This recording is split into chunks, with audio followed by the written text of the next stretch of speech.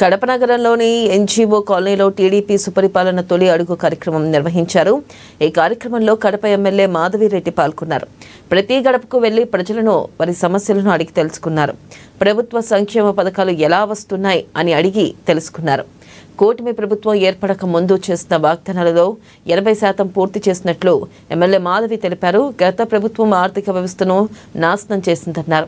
ప్రస్తుతం ఆర్థిక వ్యవస్థ బాగా లేకపోయినా దాన్ని సరిచేస్తూ సీఎం చంద్రబాబు ఇచ్చిన వాగ్దానాలను పూర్తి చేస్తున్నారని ఎమ్మెల్యే మాధవి వివరించారు. పాలనలో తొలి అడుగు 4.1 సంవత్సరం కావస్తా ఉంది. కూటమి ప్రభుత్వం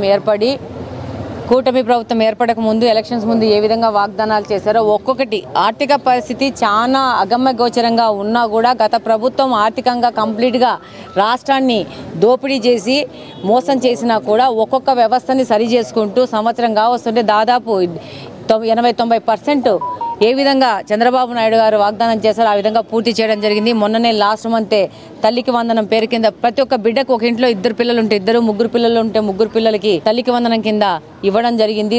ఈ సందర్భంగా మా తెలుగుదేశం పార్టీ కార్యకర్తలు కానీ కూటమిలోని ఇతర కార్యకర్తలు కానీ అందరము కలిసి ఈరోజు ఇది మంచి ప్రభుత్వము, పరిపాలనలో తొలి అడుగు ఎలా ముందుకే తీసుకెళ్తున్నాము, దీన్ని ఇంకా వేగవంతం చేసి ఒక సంక్షేమమే కాదు అభివృద్ధిని కూడా సమపాలనలో 2 కళ్ళలాగా తీసుకెళ్లి యువత భవిష్యత్తుకు పునాదులు వేస్తూ రాష్ట్రంలో అనేక కంపెనీలు తీసుకొచ్చినారు. ఇప్పటికే దాంతోపాటు కడప ఎమ్మెల్యేగా నన్ను గెలిపించినందుకు కడపలో ఉన్న ప్రజలకు అందరికీ కృతజ్ఞత తెలియజేసుకుంటూ కడప అభివృద్ధి మాత్రమే ఒక ప్రధాన ధ్యేయంగా ముందుకెళ్తున్నాము. అందులో భాగంగానే మొన్న మహానాడులో చంద్రబాబు నాయుడు గారు ముఖ్యమంత్రితో 1,000 కోట్లు మనకున్న ముఖ్య సమస్య మంచినీళ్ళ సమస్య, ఎక్కడికి పోయినా మంచినీళ్ళ సమస్యతో సతమతం అవుతూ